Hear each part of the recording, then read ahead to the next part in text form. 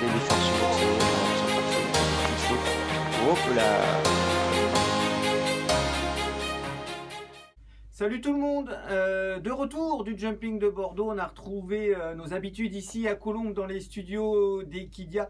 L'occasion de faire un petit bilan des 3 jours qu'on a vécu ensemble sur Equidia Live. Vous avez été très nombreux, les audiences ont été très bonnes. On va faire un petit top et flop. Allez, on commence par les flops, comme ça donnera l'occasion de finir sur une bonne note avec les tops.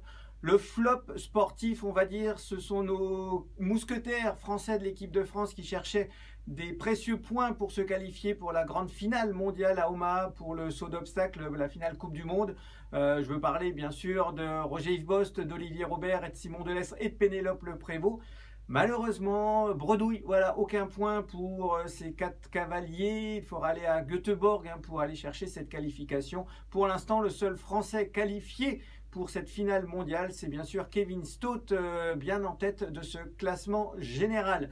Les tops maintenant, alors un top général, l'ambiance à Bordeaux, le public fabuleux, même les plus grands champions qui ont pourtant l'habitude de parcourir le monde n'en revenaient pas. On a vu un meneur comme Boyd Excel qui a gagné beaucoup d'épreuves, presque être élu aux larmes quand le public s'est levé à l'issue de la Coupe du Monde d'attelage. Sinon le top, bien évidemment, c'est Julien Epaillard, vainqueur de la Coupe du Monde samedi soir avec Quatrain de la Roque, le cheval propriété de la laiterie de Montaigu.